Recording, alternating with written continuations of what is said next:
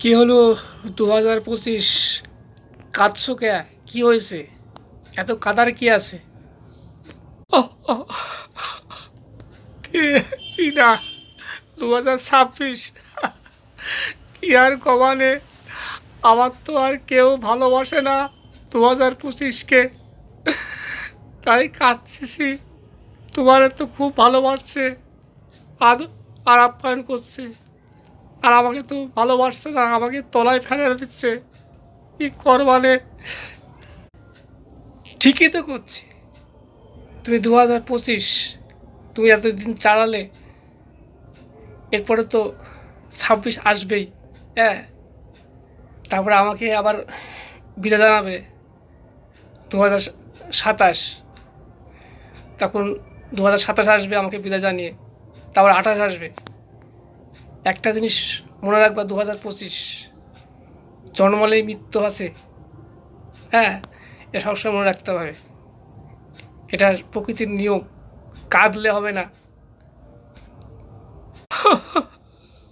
হ্যাঁ, ঠিকই কথা কইছো, জন্মালেই তো মৃত্যু আছে, তাই আমারে কেউ ভালোবাসে না। আমি তো এখন বৃদ্ধ হয়ে গেছি।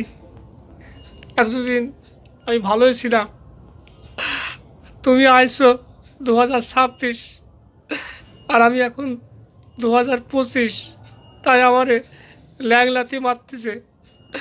ঠিকই কইছো, আমি আর কাঁদবো না।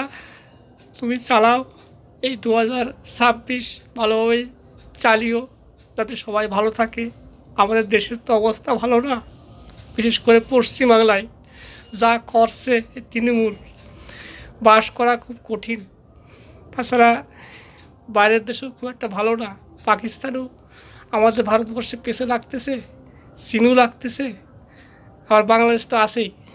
ঠিক আছে, আবার শুনছি নাকি চীন, রাশিয়া, ভারত একটা জোট হয়েছে, কতদিন থাকে দেখা যাক।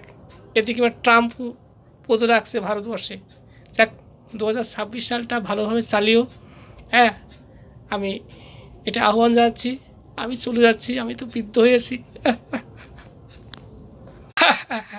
এটাই আমি চাইছিলাম, তুমি বিদায় নাও 2025, এটাই নিয়ম, মানতেই হবে।